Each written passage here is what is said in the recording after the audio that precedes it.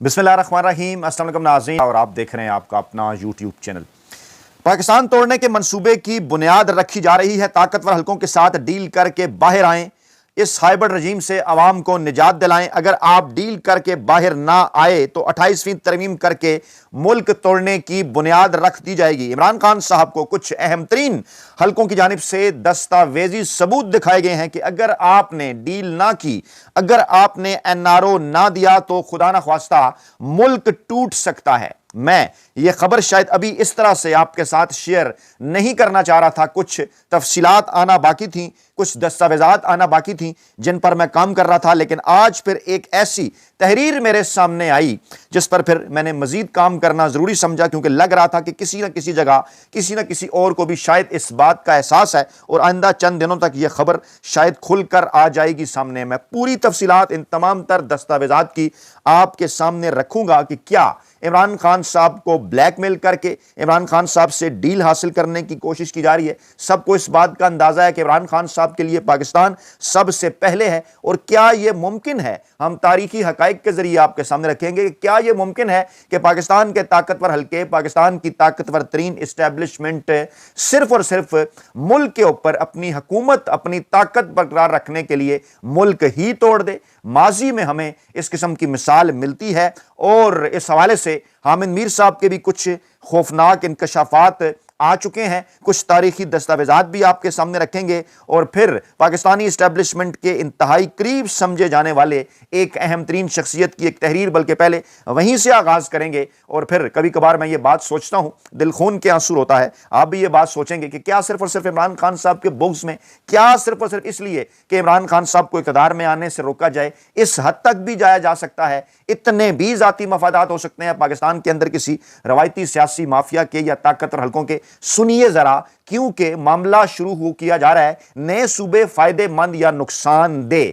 28वीं आईनी तरमीम की बुनियाद बनाकर क्या करने का प्लान है, आगे चलकर इमरान खान साहब इस मंसूबे को कैसे रोक सकते हैं, और क्या इमरान खान साहब से डील हासिल करने के लिए यह दुर्फुंतनी छोड़ी जा रही है या असल में हकीकत में इसके अंदर कुछ हकायक भी मौजूद हैं। अच्छा, कहा यह जा रहा है कि तैयारी तो बहुत अरसे से की जा रही थी, मगर अब खिचड़ी तैयार है, बोतल से जिन बाहर आने वाला है। अहले हकम इस नतीजे पर पहुंच चुके हैं कि अगर नए सूबे नहीं बनते तो यह मुल्क चल ही नहीं सकता। कौन कह रहा है ये? मुक्तदरा में यह सोच गुज़श्ता कई बरसों की बहसो तमहीज के बाद पैदा हुई। नून अभी हां और ना दोनों के दरमियान है। पीपल्स पार्टी फिलहाल इस तजवीज़ को नुकसानदेह समझती है और पाकिस्तान तहरीक इंसाफ जो मुल्क की सबसे बड़ी सियासी जमात है उसका जिक्र ही नहीं किया जा रहा। उसके सामने ब्लैकमेलिंग के जरिए यह चीजें रख रही हैं।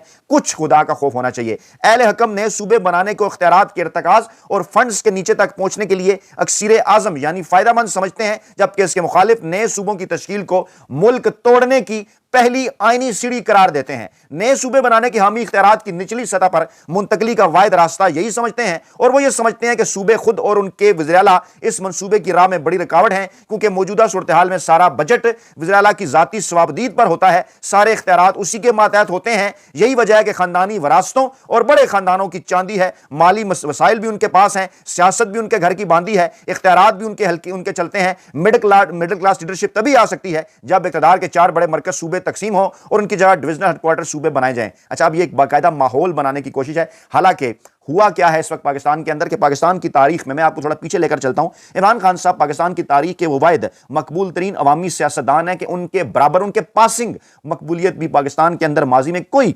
सियासतदान हासिल नहीं कर सका। शेख मुजीबुर रहमान साहब सिर्फ और सिर्फ बांग्लादेश के अंदर मकबूल थे, बाकी पूरे मुल्क के अंदर नहीं थे। जुल्फकार अली भुट्टो साहब दो सूबों सिंध और बलोचिस्तान से उन्हें मैंडेट मिला, मशरकी पाकिस्तान में वो बिल्कुल थे ही नहीं। बलोचिस्तान और खैबर पख्तूनख्वा में उनके मुखालिफ कौम परस्तों की हुकूमतें बनी। उसके बाद नून लीग और पीपल्स पार्टी कैसे मुल्क के ऊपर हुकूमत करती रही आपके सामने है। लेकिन ये पाकिस्तान की तारीख में पहली मरतबा हुआ है जिससे इस्टेब्लिशमेंट ताकतवर हल्के खौफजदा हैं कि कहां वो ये दावा किया करते थे कि फौज जो है, जो ताकतवर फौज जो है वो पाकिस्तान को जोड़कर रख सकती है ताकत के बलबोते पर, अपने मखसूस इक़दामात के बलबोते पर। और माजी हमें यह बताता है कि जब किसी ने आइन और कानून की बात की, शेख मुजीबुर रहमान की मिसाल आपके सामने है, और अब तो हामिद मीर साहब इंकशाफात भी कर चुके अपनी वीडियोस के अंदर। एक वीलॉग मैंने तकरीबन शायद कोई एक माह 10 दिन पहले की बात है, 16 दिसंबर को मैंने भी आपके सामने रखा था, जिसमें मैंने तारीखी हकायक बताए थे कि फील्ड मार्शल अयूब खान साहब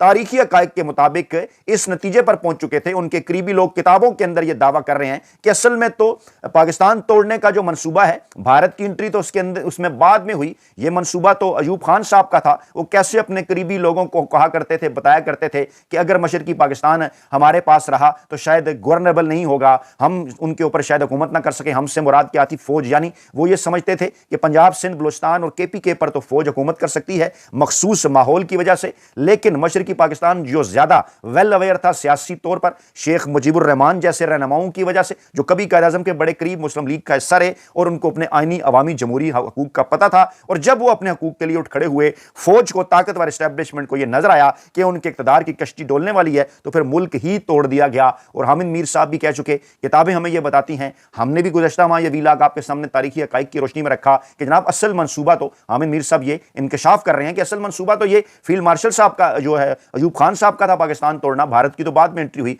अब आपको हम इन हालात की तरफ लेकर आते हैं कि शेख मुजीब की तो शायद मकबूलियत ही वो नहीं थी मासवाए मशरकी पाकिस्तान के अंदर। यहां पर क्या मामला है? इमरान खान पाकिस्तान तहरीक इंसाफ के सरबराह, पाकिस्तान की 7 इकाइयों में यकसा मकबूल, ताजा तरीन लेटेस्ट सर्वे 266 में से 222 नशिस्तें कौमी असम्बली की, गुज़श्ता इलेक्शन में 266 में से 180 नशिस्तें पाकिस्तान तहरीक इंसाफ इमरान खान साहब ने हासिल की, जो कम करके 90 कर दी गई। पाकिस्तान की तारीख में पहली मरतबा 7 इकाइयों में इमरान खान साहब मकबूल तरीन। बलोचिस्तान जैसे सूबे के अंदर जहां कभी किसी कौम परस्त जमात के मुकाबले में कोई कौमी यानी कौमी सतह का लीडर, जो नेशनलिस्ट सूबाई सतह के हैं वो तो आते रहे, कौमी सतह का कोई लीडर हमें नजर नहीं आया, चाहे भुट्टो हो, चाहे बेनजीर हो, चाहे नवाज शरीफ हो, कोई भी हो। लेकिन इमरान खान साहब वाइस सियासतदान, 50% से भी जायद की मकबूलियत उनके पास रही 8 फरवरी 2024 के इलेक्शन से पहले। और इस वक्त सूरत हाल मजीद आगे बढ़ चुकी, गली गली, मोहल्ले मोहल्ले, स्ट्रीट मूवमेंट बलूचिस्तान के अंदर मेन स्ट्रीम मीडिया आपको नहीं दिखा रहा, हम पहले भी कुछ फुटेजेस आपको दिखाते रहे, आगे चलकर भी दिखाएंगे। इसी तरह से पूरे मुल्क के अंदर कश्मीर, गिलगित बल्तिस्तान, आजाद कश्मीर, गिलगित बल्तिस्तान, इस्लामाबाद, पंजाब, सिंध, खैबर पख्तूनख्वा, बलूचिस्तान,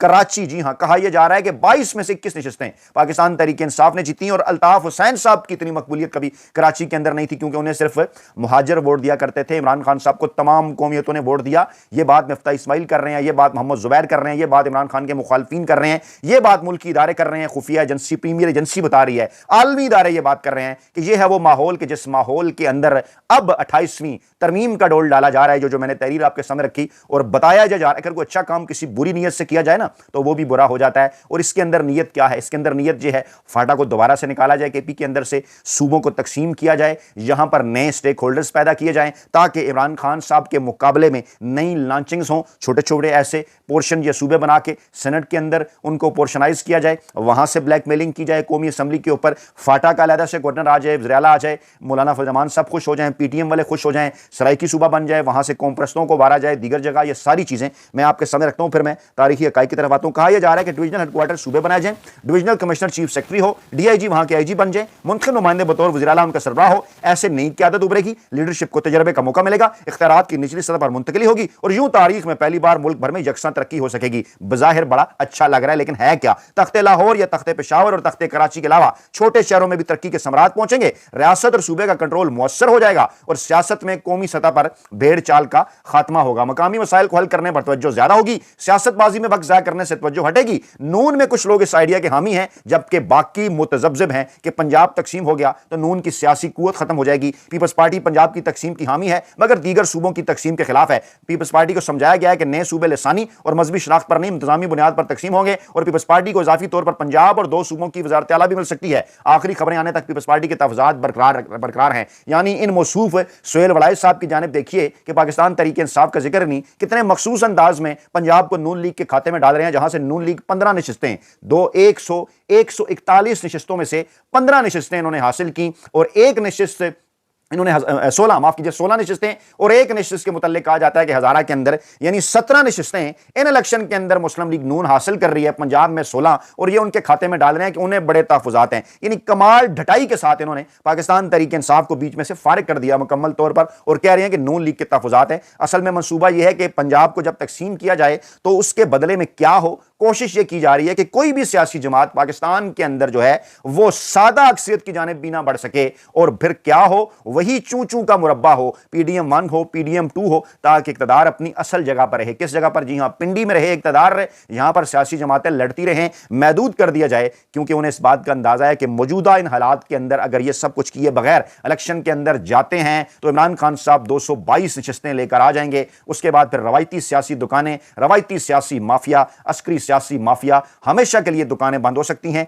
इसलिए कहा यह जा रहा है कि नए सूबे बनाने के मुखालिफ इस तजवीज़ को मुल्क के लिए ज़हर कातिल समझते हैं। अब दूसरा एंगल सुनिए, इनके ख्याल में वो ये कह रहे हैं कि साफ नीयत और अच्छे इरादे रखने के बावजूद इसके नताइज मुल्क को तोड़ने और हिस्से बखरे करने पर मुंतज होंगे। और फिर उन्होंने सोवियत यूनियन की भी मिसाल दी कि कैसे वो टूटा, और फिर कहा कि नए सूबों के मुखालिफ इख्तियारात और फंड्स की निचली सतह पर मुंतकली के आइडिया से इत्तफाक करते हुए नए सूबे बनाए बगैर इख्तियारात को ज़िली सतह पर मुंतकिल करने की दलील देते हैं। वो कहते हैं कि पाकिस्तान की दुनिया में इनफरादी हैसियत बाकी रियासतों से मुख्तलिफ है। बाकी जगह रियासतों ने, मुल्कों ने सूबे बनाए हैं, जबकि पाकिस्तान में मुल्क को सूबों ने मिलकर बनाया है और खुदा की तरफ से यह ऐसी तकसीम है कि फेडरेशन में इसका तवाजुन कायम है। और अगर कराची डिवीजन को सूबा बना दिया जाता है तो कल कलां को अल्ताफ हुसैन के हामी जिनापुर की सिटी स्टेट बनाने की कोशिश करेंगे, उनके मतवाजी कोई कुव्वत नहीं होगी। वो ये भी कहते हैं कि सियासत में हार जीत होती रहती है। दही सिंध में अगर पीपल्स पार्टी हार गई तो फिर वहां पर सिंधु देश बनाना मुश्किल ना होगा कौम परस्तों के लिए, और वो करारदाद पास करके अपने मुल्क को आजाद करा सकते हैं।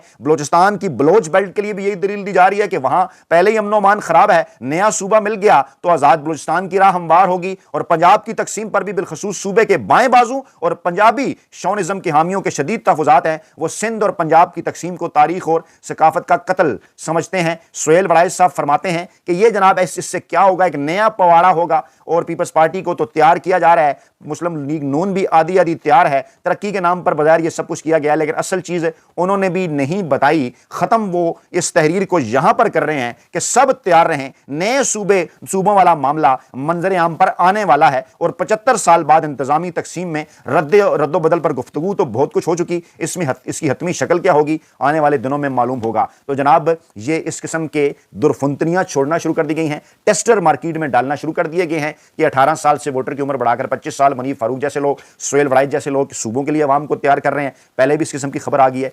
मकसद इन तमाम तर चीज़ों का सिर्फ और सिर्फ एक है कि पाकिस्तान तहरीक-ए-इंसाफ और इमरान खान, जो कि पाकिस्तान की 7 इकाइयों में यकसा तौर पर मकबूल हैं, कैसे उनका रास्ता रोका जाए। नए सूबे बनाने के हम भी हामी हैं, लेकिन उसका तरीका वारदात इस किस्म का नहीं होना चाहिए कि आप किसी पार्टी को साइड पर लगाने के लिए ये सारे काम करें और तहरीरें ऐसी लिखवाएं जिसमें पूरी तहरीर में पाकिस्तान तहरीक-ए-इंसाफ जो मुल्क की सबसे बड़ी सियासी जमात है उसका तो जिक्र ही नहीं। आप नून लीग को पंजाब उनके हवाले कर रहे हैं, सिंध में पीपल्स पार्टी की तहफ़्फ़ुज़ात दिखा रहे हैं। और भाई इस वक्त पाकिस्तान तहरीक-ए-इंसाफ मुल्क की सबसे बड़ी जमात है तमाम तर, वो चाहे सिंध के अंदर हो वहां भी सबसे बड़ी है, पंजाब के अंदर भी सबसे बड़ी है, KP के अंदर सबसे बड़ी है, बलूचिस्तान के अंदर सबसे बड़ी है, कश्मीर गिलगित बल्तिस्तान के अंदर सबसे बड़ी है, इस्लामाबाद के अंदर सबसे बड़ी है। तभी तो ये ब्लैकमेलिंग की जा रही है। इमरान खान साहब को पैगाम पहुंचाए जा रहे हैं कि आप डील कर लें, आप NRO दे दें, बसूरत दीगर ये 28वीं तरमीम करके मुल्क तोड़ने की बुनियाद रख दी जाएगी। यानी कि इमरान खान का रास्ता रोकने के लिए क्या कुछ नहीं किया जा रहा। और फिर माजी में हमें ऐसी मिसालें भी मिलती हैं कि एक मकबूल तरीन सियासतदान का रास्ता रोकने के लिए